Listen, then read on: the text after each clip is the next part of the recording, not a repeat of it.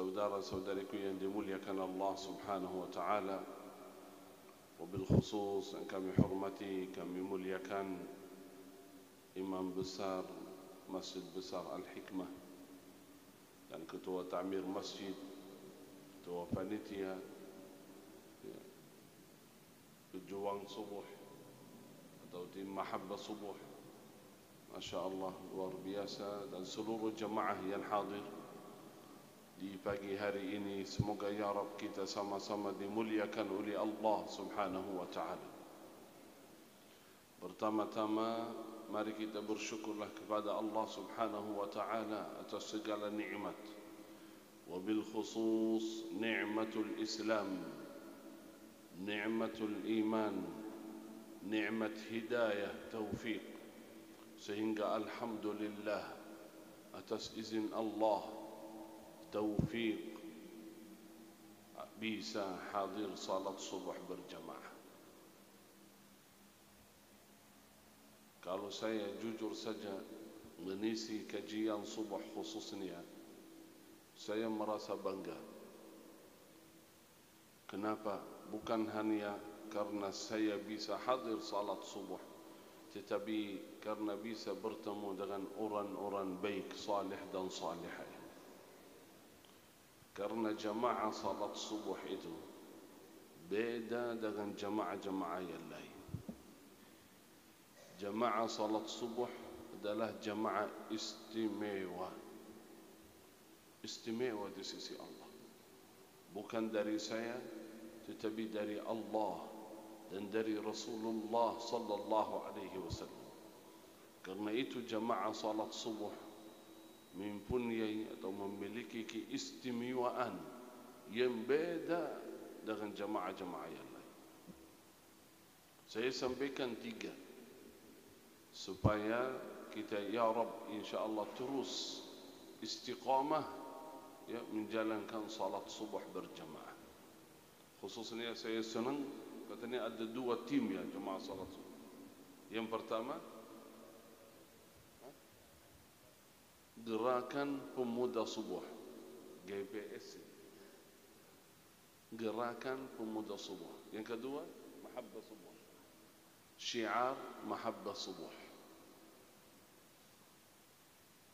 Itu luar biasa. Berarti bukan hanya mereka ingin sendiri salat subuh, tetapi ingin mengajak pemuda dan ingin mengajak masyarakat. Karena kekuatan umat Islam sebenarnya dari masjid, khususnya dari salat subuh.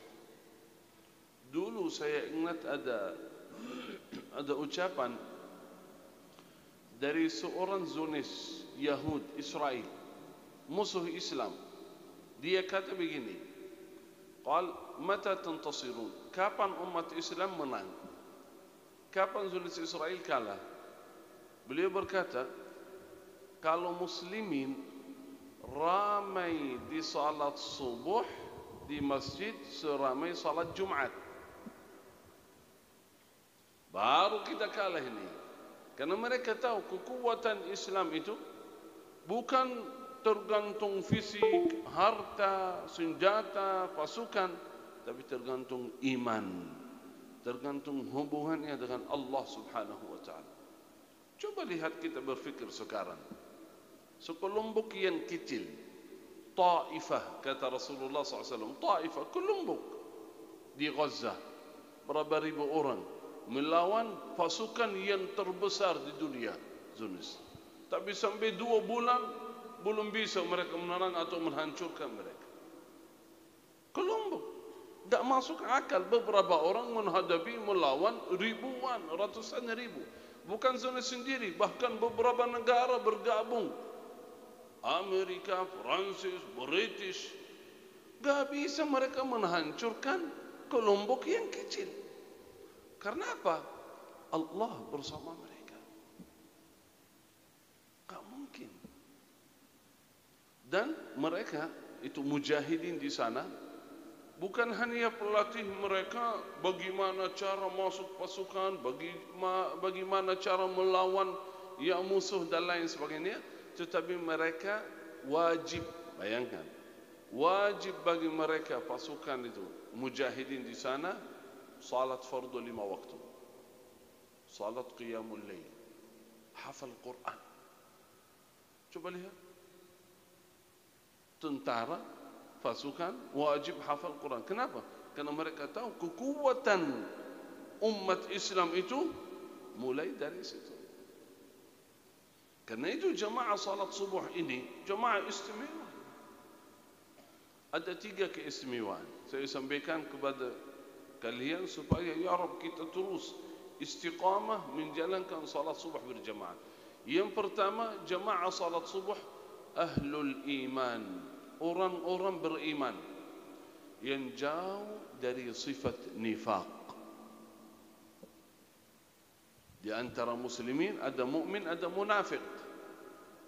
Kalau ingin tahu apakah saya munafik atau tidak, ada sedikitlah kotorannya atau nifaq, lihatlah kata ulama apakah saya bisa hadir salat subuh atau tidak. Kalau berat, kalau susah datang salat subuh, berarti hati-hati loh. Hati-hati. Kenapa? Karena salah satu sifat munafikin susah datang salat subuh. Nabi sallallahu alaihi wasallam bersabda, qal athqalu salah, athqalu salah, salat yang paling berat bagi seorang munafik salat subuh. Berat. Kalau salat-salat yang lain gampang bisa, tapi kalau salat subuh tak bisa. Kalaupun datang salat subuh, bukan hanya melaksanakan salat subuh, supaya tidak diketahui oleh masyarakat fulan enggak hadir salat subuh. Kenapa? Karena udah biasa di antara masyarakat kalau fulan enggak hadir salat subuh berarti orang itu munafik. Supaya tidak diketahuan saya munafik, saya hadir. Itu berarti tujuannya bukan lillahi ta'ala. Saya dengar puluhan tahun lalu ada salah satu kota di Arab sana, salat subuh itu diabsen. Siapa yang hadir dari imam diabsen, habis salat ana fulan, tik tik tik, fulan hadir, fulan ada, fulan ada.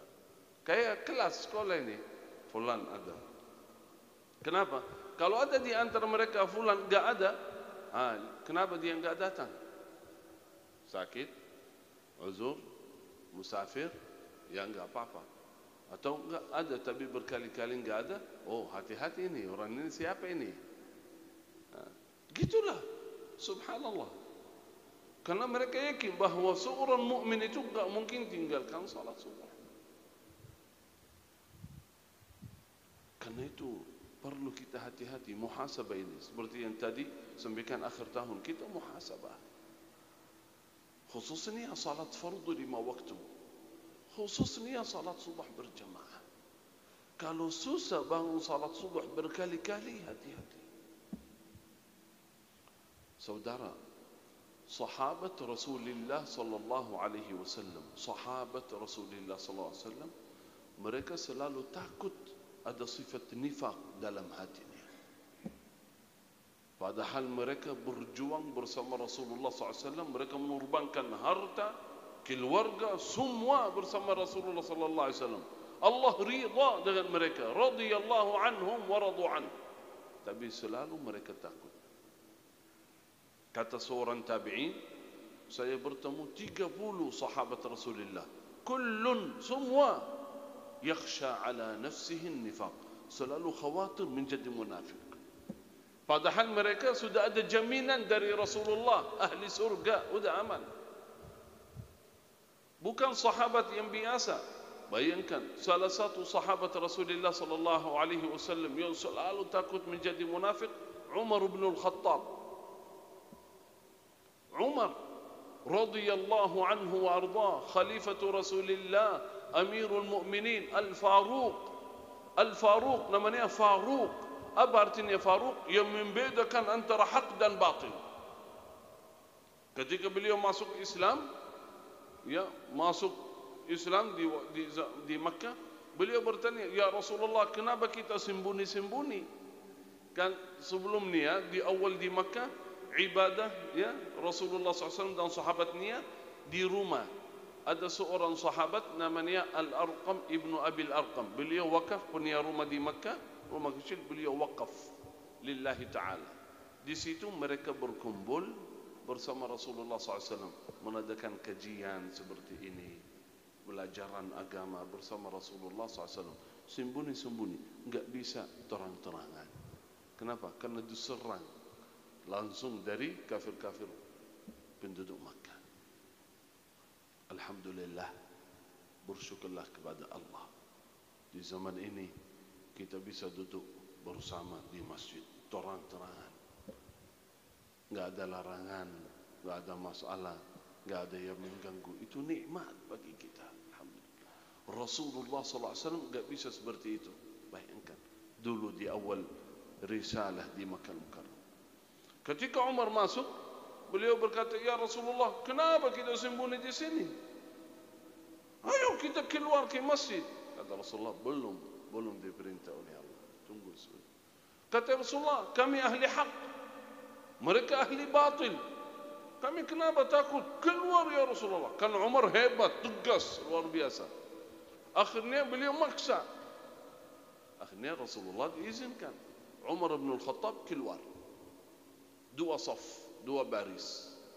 Satu di depannya kepalanya Umar bin Al-Khattab. Satu lagi Hamzah ibnu Abdul Muttalib, paman Rasulullah SAW. Berdua.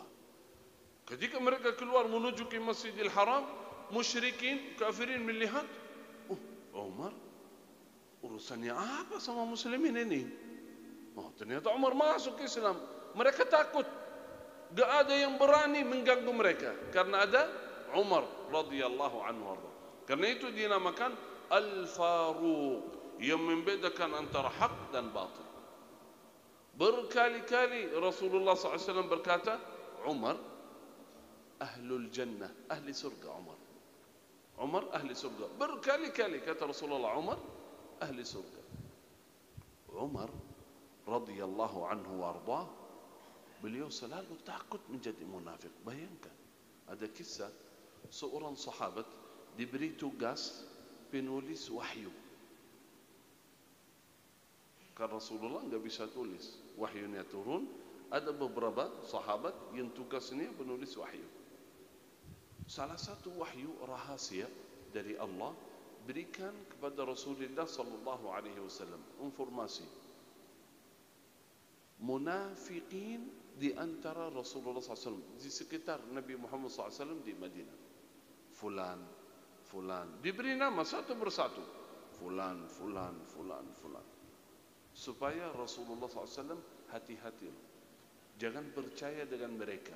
Walaupun mereka hadir, walaupun mereka salat, walaupun mereka hadir kajian, tapi hati-hati ya Rasulullah, fulan itu nama-nama mereka munafiqin. Jangan percaya. Rasulullah tahu, udah ada nama-nama, diberi tugas, disimpan. Tapi tidak boleh dibuka, tidak boleh share, tidak boleh nama-nama itu sebar. Itu rahasia, diam. Kok kenapa enggak boleh?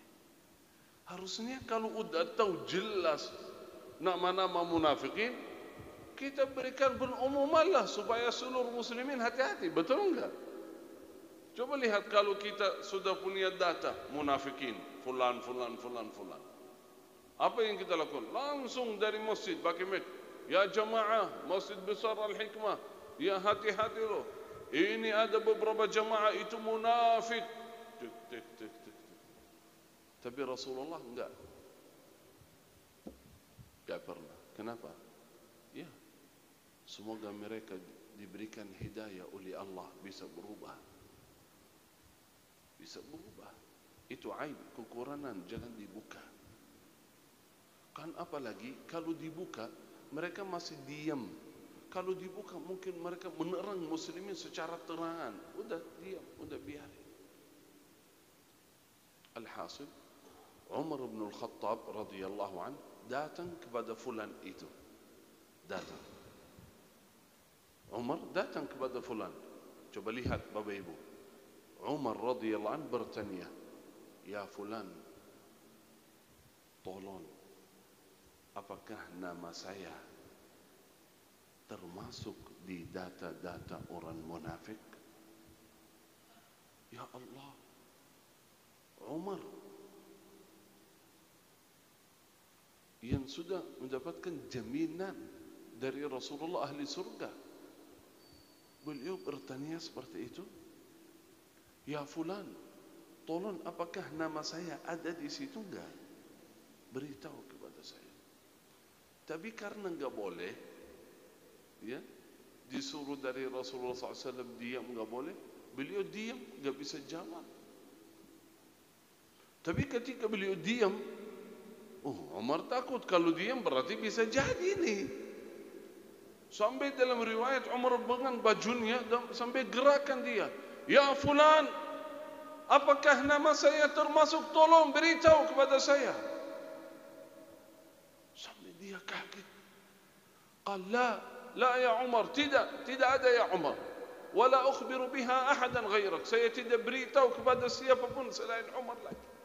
Saking kaget dia, Umar takut. Ya Allah, luar biasa. Bayangkan, padahal mereka sudah dapatkan jaminan dari Rasulullah ahli surga. Apalagi kita, saudara. Bagaimana keadaan kita? Karena itu salah satu tanda kita orang beriman insyaAllah yang jauh bebas dari sifat nifaq, salat subuh berjamaah. Karena itu usahakan. Bukan hanya kita munajat, membangun keluarga, istri dan anak-anak kita. Semoga ya Rabb kita sama-sama menjadi ahlul iman ya Rabbal Alamin, bebas dari sifat nifaq. Ada amalan, kalau bisa amalkan Bapak Ibu, kalau amalkan ini insyaAllah aman, selamat dari sifat nifaq. Walaupun seumur hidup sekali, amalkan amalan ini. Jaga salat fardu 5 waktu bersama imam, bersama jamaah, mulai dengan takbiratul ihram selama 40 hari. Bisa enggak kira-kira? Bersama imam, berjamaah 5 waktu, mulai dengan takbiratul ihram. Artinya sebelum imam mulai Allahu Akbar, sudah berdiri di saf, sudah mengikuti imam selama 40 hari. Nabi sallallahu alaihi wasallam bersabda, qal man shalla ma'al imam, barang siapa yang salat bersama imam mulai dengan takbiratul ihram 40 lailah, 40 hari, kutibat lahu bara'atan, diberikan oleh Allah subhanahu wa ta'ala, dicatat fulan ini mendapatkan 2 kemuliaan, 2 kebebasan. Yang pertama, bebas dari sifat nifaq, aman. Yang kedua, bebas dari api neraka, udah aman. Dapat 2 sertifikat. Aman, selamat dari nifaq, aman, selamat dari api neraka. Selama 40 hari. Usahakan. Bisa enggak kira-kira? Bikin jadwal. Coba kapan saja bikin jadwal. 1, 2, 3, misal mulai hari ini Sabtu. 1, 2, 3, 4, 5 sampai 40. Subuh, zuhur, asar, maghrib, isya. Bikin jadwal. Banyak keluarga yang bikin jadwal seperti itu untuk anak-anak. Coba lihat nanti berapa salatnya. Kalau banyak, yang paling banyak diberi hadiah oleh orang tua, supaya memotivasi anak-anak. Kalau salat zuhur, salat asar, ya begitu terus. Kita bikin, usahakan. Kalau ingin mengamalkan 40 hari, bikin jadwal seperti itu. Dari tanggal 1 misal sampai 40. Bismillah. Hari ini Sabtu, alhamdulillah salat bersama imam mulai takbiratul ihram. Sah. Dah. Zuhur, alhamdulillah. Asar, alhamdulillah. Lulus. Ya, Maghrib, Isya. Hari yang kedua, hari yang ketiga, hari yang keempat, yang kelima, yang ke-10, yang ke-20, alhamdulillah. Zuhur, Asar, Maghrib, Isya bersama imam. Yang ke-30, 32, 33, ketiduran salat subuh. Mulai dari nol. Start lagi. Sobek ini. Bikin jadwal lagi. Bismillah. 1, 2, 3 sampai 40. Bismillah. Semangat lagi. Mulai dengan imam. Dengan takbiratul ihram. 1, subuh, zuhur, asar, maghrib, isya. Subuh, zuhur, asar, maghrib, isya. Alhamdulillah 10 hari, 20 hari, 30 hari, 33. Alhamdulillah aman, lancar, selamat. Ya, 34, 37. Salat zuhur kesenangan tidur. Mulai dari nol, start lagi. Begitu berusaha terus, berjuang. Kehidupan kita saudara ini, dunia ini tempat amal. Selalu kita bermujahadah. Kita punya target dalam kehidupan. Ada salat fardu 5 waktu, salat qiyamul lail, salat duha, baca Quran, zikir, sedekah dan lainnya. Kadang-kadang semangat, kadang-kadang malas. Usahakan selalu bermujahadah mencapai target. Usahakan punya target. Ini 40 hari itu pendidikan, melatih kita supaya bukan hanya 40 hari tetapi biasa menjaga salat mulai dengan takbiratul ihram selamanya. Tapi Allah berikan keutamaan yang begitu dahsyat, 2 kebebasan dari nifaq dan dari api neraka supaya bisa kita berusaha menjaga salat. Begitu usaha sampai selesai 40 hari aman. Mungkin ada yang tanya, kok cuma 40 hari insyaAllah saya bisa. Setelah 40 hari udah dapat sertifikat, aman, udah bebas dari nifaq, bebas dari neraka, udah enggak perlu salat lagi loh nanti. Enggak mungkin seorang yang salat fardu dan dia berusaha selama 40 hari sebelum azan dia melihat waktunya, mempersiapkan diri untuk datang ke masjid selama 40 hari begitu, 5 waktu. Allah berikan kenikmatan dalam hatinya, nikmat jadi salatnya, nikmat. Gak mungkin dia tinggalkan lagi. Di awal betul dia salat, dia berusaha, bermujahadah, ibadah supaya mendapatkan keutamaan itu. Tapi setelah itu tujuannya bukan itu, tujuannya mahabbah, cinta, cinta salat. Gak bisa tinggalkan salat lagi, karena sudah hatinya, ruhnya sudah terkait dengan salat. Karena itu ada 3 tahap. Sering saya sampaikan kepada jemaah mujahadah itu 3 tahap. Yang pertama paksa, memaksa diri, mujahadah terus menjaga salat, salat fardu, salat subuh. Nafsu kita jangan biarin, jangan biarin. Usahakan paksa. Setelah kita paksa terus, sebentar lagi diangkat levelnya.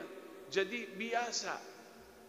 Biasa salat, alhamdulillah. Biasa ketika dengar azan, langsung biasa.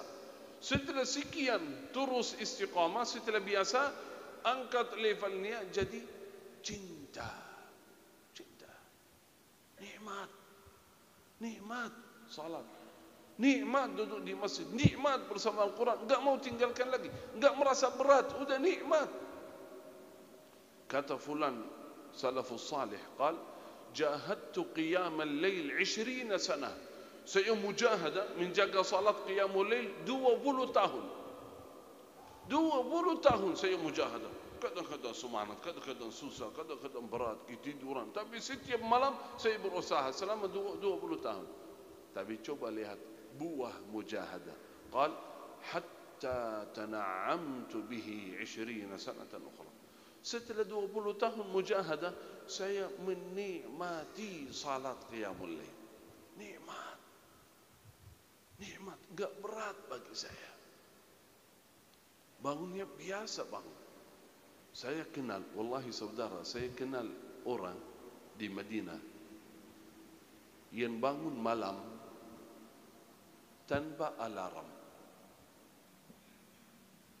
Tanpa bikin alarm, enggak usah alarm. Walaupun beliau tidur telat jam 12, jam 1, tetap sebelum subuh dia bangun.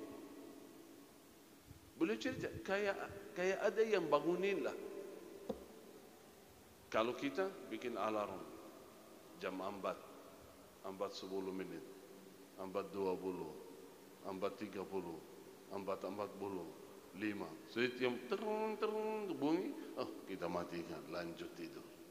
Matikan, lanjut tidur. Matikan. Beliau tanpa alarm. Dulu zaman Rasulullah SAW atau puluhan tahun yang lalu, kan enggak ada jam seperti itu, betul enggak? Enggak ada handphone, enggak ada alarm. Bagaimana mereka bisa tidur salat subuh, bisa bangun salat subuh? Alarmnya di sini, dalam hati, iman. Karena itu usahakan amalkan ini 40 hari. Bisa enggak kira-kira? Bisa? Usahakan, bismillah. Ada seorang kisah di Mesir, seorang pemuda, dia senang dengan amalan ini dan dia berusaha mengamalkannya. Sampai 2 minggu, 3 minggu gagal. Ulangi lagi. Sampai 1 bulan 30 hari gagal. Dia ulangi lagi. Sampai beberapa bulan. Sampai 6 bulan, 8 bulan baru lulus dia dapat 40 hari. Setelah dia salat 40 hari bersama imam, senang dengan anugerah Allah. Alhamdulillah, semoga diterima oleh Allah. Dia mau sampaikan kepada jamaah, datang ke masjid, melihat seorang tua yang salat di saf awal, di saf pertama, beliau sampaikan, Pak, saya mau kasih amalan, Pak. Ya, amalan apa, Dek? Ya, ini amalan luar biasa. Salat bersama imam, mulai dengan takbiratul ihram, 5 waktu selama 40 hari.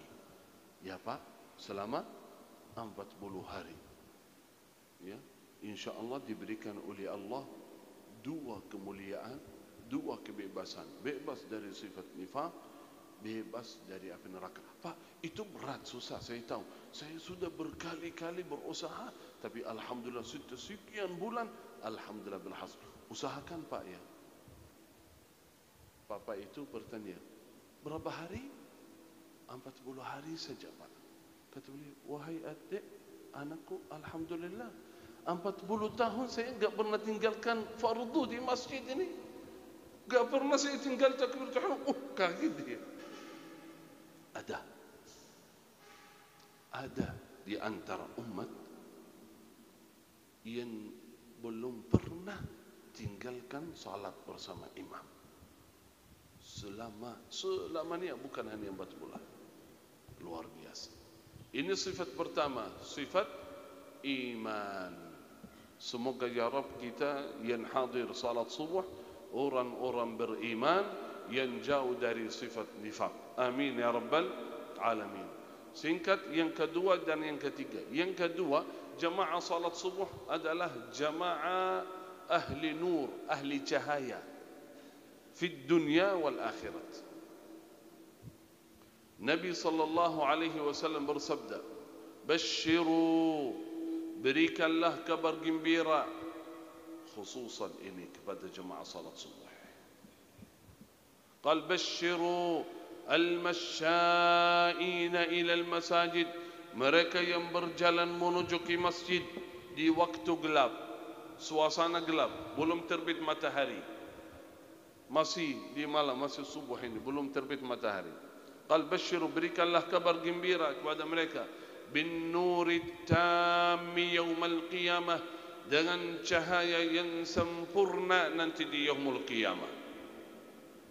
Al jaza'u min jinsil amal, balasan Allah sesuai amalan kita. Karena keluar dari rumah walaupun suasana gelap, walaupun lampunya kurang, tetap datang di masjid. Nanti besok di akhirat saat kegelapan besar yaumul qiyamah, Allah berikan cahaya bagi orang-orang yang biasa salat subuh. Alhamdulillah. Yang ketiga, jamaah salat subuh orang kaya semua. Orang kaya. Senang ya Pak? Ya Ibu, senang ya Bu? Ibu suaranya jelas ya Bu? Jelas? Alhamdulillah. Orang kaya, tapi bukan kaya sementara, tapi kaya abadi. Kenapa? Karena ada amalan yang kita laksanakan di waktu salat subuh, tidak bisa diganti dengan waktu-waktu yang lain atau amalan-amalan yang lain. Sebelum salat subuh, kita melaksanakan salat sunnah qabliyah 2 rakaat. Betul? Qabliyah subuh. 2 rakaat yang sederhana. Rakaat yang pertama suratul Fatihah dan suratul Kafirun. Rakaat yang kedua suratul Fatihah dan suratul Ikhlas. Qul huwallahu ahad. 2 rakaat itu Nabi sallallahu alaihi wasallam bersabda, lebih baik dari dunia seisinya. Lebih baik dari dunia seisinya. Berarti kalau kita melaksanakan salat sunnah qabliyah, seakan-akan mendapatkan lebih besar nilainya dari dunia. Bayangkan Bapak Ibu, mungkin di antara kita pernah sudah hafal hadis ini, tapi bayangkan yang kita dapat lebih baik dari dunia. Kalau dunia itu nilainya berapa? Ada yang tahu enggak? Nilai dunia berapa itu kalau kita mau hitung? Bisa hitung enggak? Enggak bisa. Orang kaya, beberapa orang kaya punya triliunan. Betul enggak? Apalagi kalau kita hitung dunia. Pernah saya lihat postingan gambar di media orang-orang kaya di Indonesia. Fulan 34 T, Fulan 31 T, Fulan 27 T, Fulan 18 T. Tahu T enggak?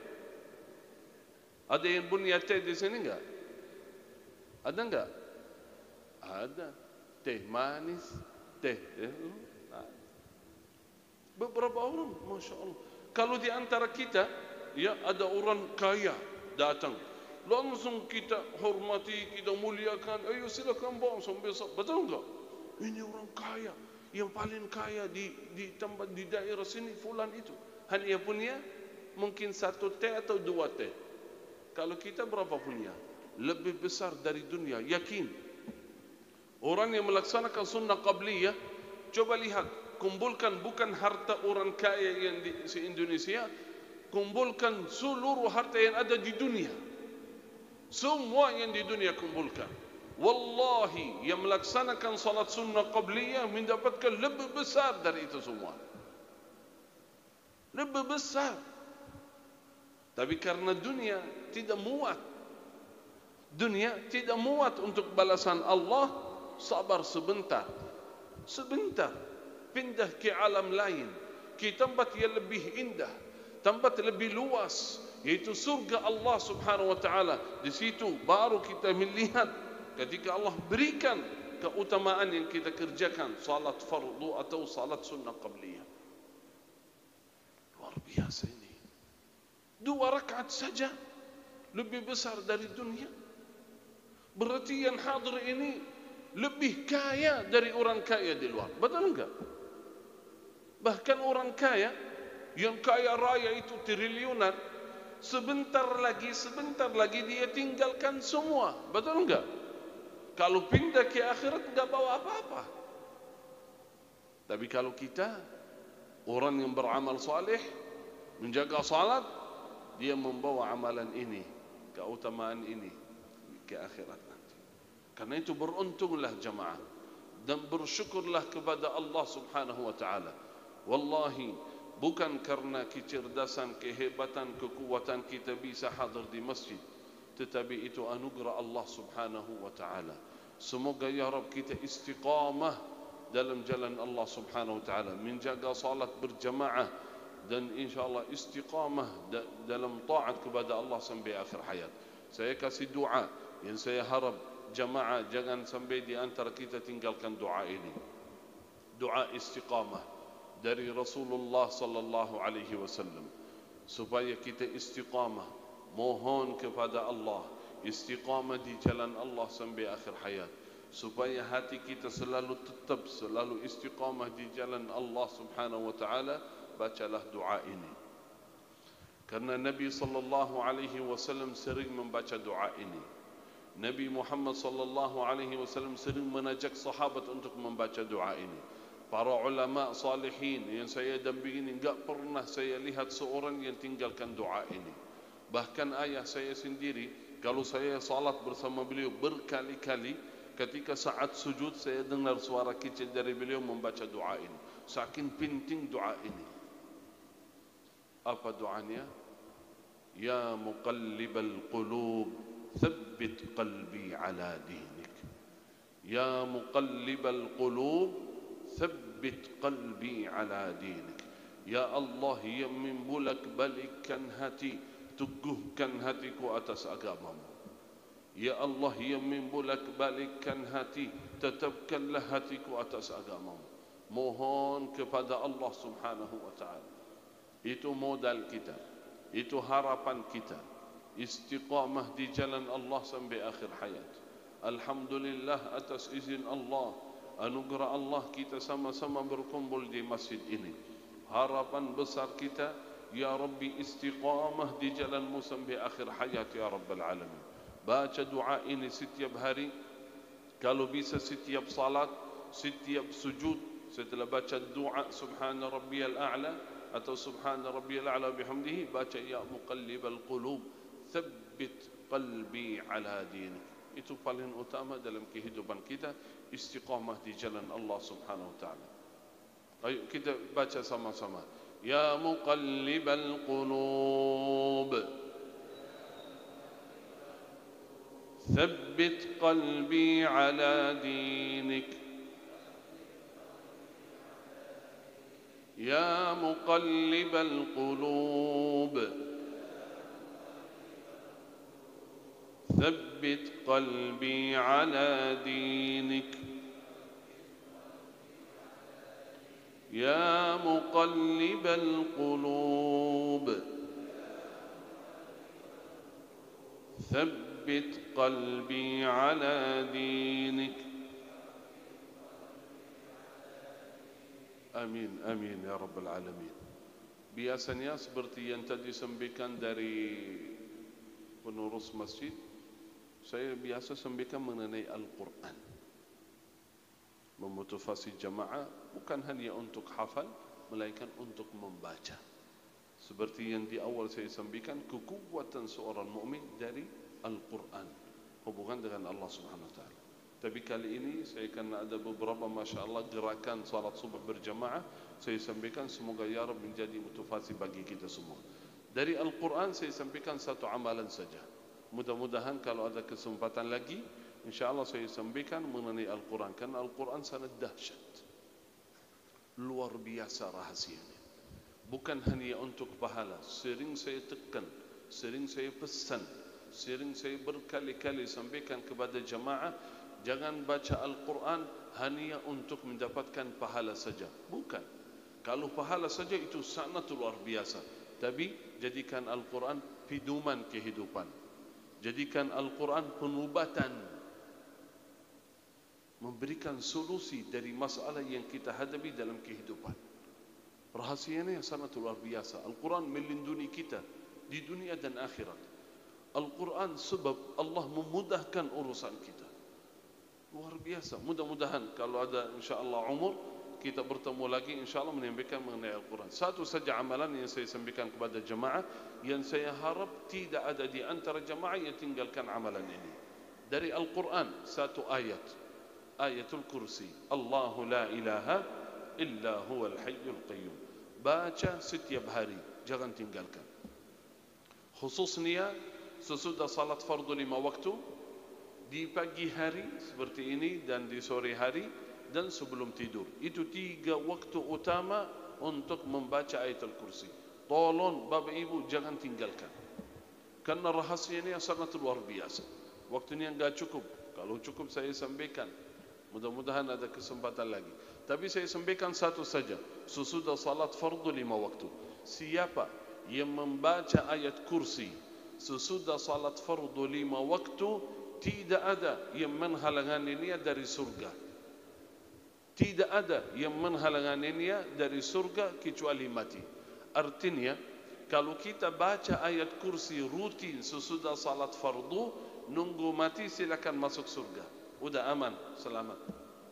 Menjadi ahli surga aman. Karena punya Al-Quran. Walaupun satu ayat, belum hafal beberapa ayat, tapi rutin membaca ayat kursi sesudah salat fardu 5 waktu. Tolong Bapak Ibu, jangan tinggalkan. Tadi habis salat subuh, kira-kira baca enggak? Baca. Ibu-ibu baca enggak? Masya Allah, alhamdulillah. Coba tes, saya suka tes di masing-masing. Yang tadi baca masing-masing, boleh angkat tangan. Ya Ibu. Yang tadi belum baca, lupa, enggak usah. Yang tadi baca, ketika baca zikir, boleh angkat tangan. Bu, mana yang tadi suaranya baca? Saya suka cek, saya yakin banyak di antara jemaah enggak sempat membaca. Banyak enggak sempat. Kenapa? Mungkin baru tahu keutamaannya. Atau nunggu imam baca zikir. Kalau imam baca, baru kita baca. Terus kalau imam enggak baca, kita enggak baca. Kalau imam baca zikir, terus enggak baca ayat kursi misal berjamaah. Dan biasa imam jarang ada yang baca ayat kursi. Saya sudah keliling banyak masjid. Ratusan masjid yang saya sudah keliling di Indonesia. Jarang ada yang baca ayat kursi. Kalau imam enggak baca, kita enggak baca, jangan. Tetap kalau imam baca, ikut baca. Kalau imam enggak baca, baca sendiri. Kalau salatnya masbuk, salatnya di rumah, salatnya di kantor, salatnya di mana-mana, jangan tinggalkan. Bayangkan Bapak Ibu, Saudara, kalau baca ayat kursi, tidak ada yang menghalangi kita dari surga kecuali mati. Artinya masing-masing sudah dapat tiket surga. Udah aman. Tinggal mati masuk surga. Hanya dengan membaca ayat kursi. Kesempatan bagi kita. Karena banyak tadi belum sempat baca ayat kursi, mari Bapak Ibu hadirin kita sama-sama di akhir majlis baca ayat kursi sama-sama. A'udzu billahi minasy syaithanir rajim. Bismillahirrahmanirrahim. Allahu la ilaha illa huwal hayyul qayyum. لا تأخذه سنة ولا نوم له ما في السماوات وما في الأرض من ذا الذي يشفع عنده إلا بإذنه يعلم ما بين أيديهم وما خلفهم ولا يحيطون بشيء من علمه إلا بما شاء وسع كرسيه السماوات والأرض ولا يؤوده حفظهما وهو العلي العظيم. صدق الله العظيم. Alhamdulillah. Sebelum tutup, saya sampaikan doa. yang membaca doa ini menjadi ahli surga insyaallah. Saya jujur saja ketika baca zikir atau doa keutamaannya surga Allah, saya suka mengamalkan dan saya suka sampaikan kepada jemaah. Karena itulah harapan kita semua. Kita bekerja keras, berjuang, berjihad, datang ke masjid, hadir di majlis ilmu, rajin salat fardu, bersedekah, salat qiyamul lail, membaca Quran, berbakti baik kepada orang tua. Harapannya apa? Tujuannya apa? Ridha Allah dan surga Allah. Ketika Nabi SAW menawarkan surga melalui amalan yang ringan, ambillah kesempatan. Seperti ayat kursi ini. Yang baca ayat kursi sesudah salat fardu, tidak ada yang menghalangi ini dari surga. Kesempatan, jangan tinggalkan. Doa ini sangat mudah, singkat. Siapa yang membaca doa ini, surga mendoakan. Surga mendoakan. Bayangkan, doa ini unik. Karena yang mendoakan bukan ustaz, bukan guru, bukan syekh, tetapi surga mendoakan. Surga memohon kepada Allah, ya Rabb, masukkan orang ini ke dalam surga. Karena baru baca doa ini. Bayangkan. Ya Rabb, surga berkata dalam hadis sahih.